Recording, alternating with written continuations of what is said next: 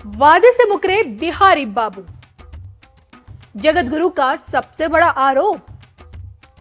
सीतामढ़ी से हुई नई भविष्यवाणी, क्या 2026 का होगा इंतजार?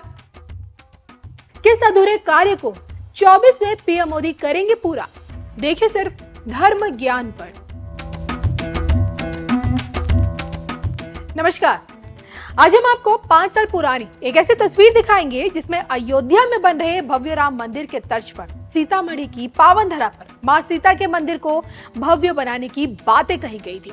मंदिर के जीर्णोद्धार में प्रदेश के मुख्यमंत्री नीतीश कुमार से लेकर बीजेपी नेता सुशील मोदी और तो और जगत गुरु स्वामी रामभद्राचार्य की उपस्थिति दर्ज हुई। नालंदा और वैशाली की तरह सीतामढ़ी के विकास के बड़े बड़े दावे किए गए। धार्मिक पर्यटन को बढ़ावा मिलेगा, बेरोजगारों को रोजगार मिलेगा, कुछ इसी तरह की बातें उस वक्त कही गई थी। साल 2018 से जुड़ी इन तस्वीरों पर एक नजर आप भी जरूर डाल लीजिए। राम लक्ष्मण की जय, हनुमान की जय, पुनौरा धाम की जय, जय माता जानकी जय, पुनौरा धाम की जय, जय माता जानकी जय, पुनौरा धाम की जय, जय माता जानकी जय, पुनौरा धाम की जय, जय माता जानकी जय, पुनौरा धाम की जय, जय माता जानकी जय, पुनौरा धाम की जय, जय माता। तो 5 साल पुरानी इन तस्वीरों से आज की हकीकत बिल्कुल अलग है, क्योंकि फिलहाल प्रदेश के बिहारी बाबू यानी कि नीतीश कुमार अपने वादे से मुकर चुके हैं। ऐसा कहना है चित्रकूट से आने वाले संत समाज के एक प्रभावशाली शख्सियत जगत गुरु स्वामी रामभद्राचार्य। हम उन्हीं जगत गुरु की बात कर रहे हैं जिन्हें समाज में बड़े आदर के साथ पूजा जाता है, बड़े आदर के साथ उनका नाम लिया जाता है और जिनके परिचय में हम कई दफा आपको ये बता चुके हैं कि आंखों की रोशनी के बगैर 22 भाषाओं के जानकार हैं, 80 से ज्यादा ग्रंथों के रचनाकार, बतौर कथावाचक आम जनमानस को आध्यात्म दुनिया से जोड़ रहे हैं। सिर्फ देश ही नहीं बल्कि देखिए विदेशों तक करोड़ों की संख्या में आज उनके फॉलोवर्स हैं। मानव कल्याण के लिए दिव्यांग विश्वविद्यालय भी चलाते हैं और कई दफा देखिए कितनी ही बार इनकी भविष्यवाणियों को सत्य होते हुए हम लोगों ने, आपने भी और पूरी दुनिया ने देखा है। राम मंदिर निर्माण से लेकर योगी के फिर से मुख्यमंत्री बनने तक और तो और मोदी के बैक टू बैक फिर से प्रधानमंत्री बनने की इनकी तमाम भविष्यवाणी सच हुई। और अब की बात नीतीश सरकार वादे से क्या मुकरी, अपने जब तब की शक्ति से जगत गुरु स्वामी रामभद्राचार्य ने जो भविष्यवाणी की है वो इस वक्त पीएम मोदी से जुड़ी है। जी हाँ, दरअसल बीते दिनों जगत गुरु रामभद्राचार्य श्री राम कथा वाचने सीतामढ़ी पहुंचे हुए थे और यहाँ उन्होंने नीतीश कुमार पर, उनकी सरकार पर जुबानी हमले करते हुए ये तक कह दिया कि मां सीता के भव्य मंदिर के निर्माण पर नीतीश सरकार मुकर चुकी है। उन्होंने राम कथा कार्यक्रम में मौजूद लोगों को संबोधित करते हुए ये कहा, मां सीता की धरती पर मैं 2010 से आ रहा हूँ। जब नीतीश बाबू ने भाजपा के समर्थन से सरकार बनाए थे तब मेरे कहने पर उन्होंने 125 करोड़ की घोषणा किए थे, लेकिन तेजस्वी बाबू के साथ जाने के बाद उन्होंने क्या किया वे ही जाने। अब आपसे अपेक्षा है, मेरी ये भविष्यवाणी है कि एक बार फिर 2024 में देश में भाजपा की सरकार बनेगी, सीता की धरती का विकास होगा।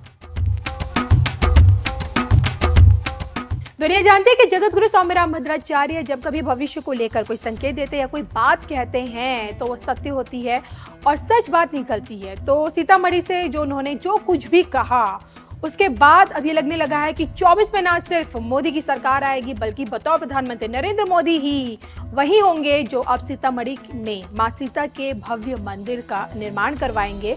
और अब देखिए मंदिरों का जीर्णोद्धार पीएम मोदी के हाथों ही होगा, यानी कि सीतामढ़ी में। अब देखा जाए तो जिस रफ्तार से मंदिरों के जीर्णोद्धार के कार्य संपन्न हो रहे हैं उसी का प्रभाव है कि देखिए आज विश्व पटल पर भारत को उसकी खोई हुई पहचान मिल चुकी है।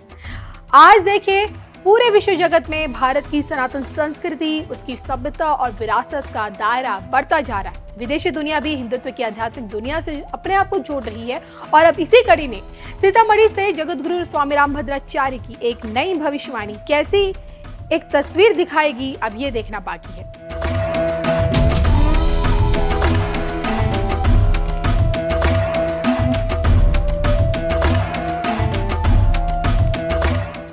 जो आप कहते हैं कि औरों का गढ़ है, कार्यकर्ता का ये जज्बा, सभी का यही जज्बा बीजेपी को दूसरी पार्टियों से अलग बनाता है।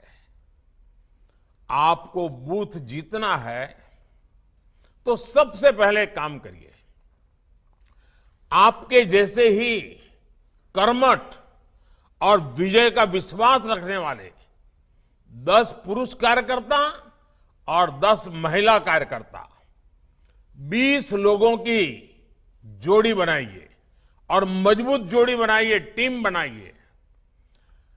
कर्नाटका के उज्जवल भविष्य के लिए, कर्नाटका के नौजवानों के उज्जवल भविष्य के लिए भाजपा की केंद्र सरकार हो या भाजपा की राज्य सरकार हो, ये मिलकर के कैसे काम कर रही है, इसकी सारी जानकारी आपके मोबाइल में होनी चाहिए, आपकी डायरी में होनी चाहिए और डायरी हमेशा साथ होनी चाहिए।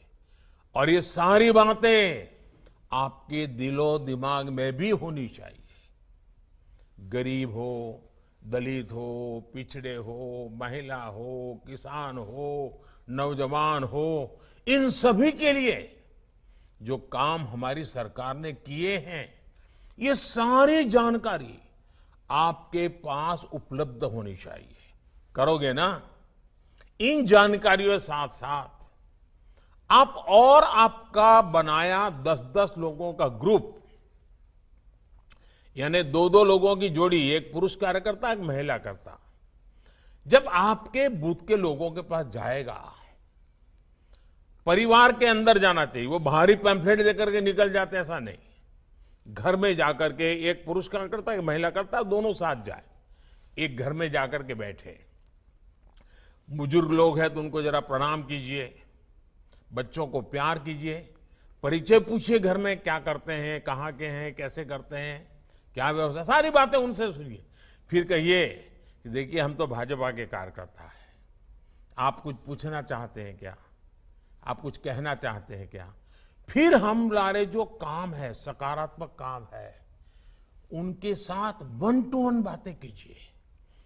एक परिवार में आधा पौना घंटा, 1 घंटा बिताइए, बहुत फायदा होगा।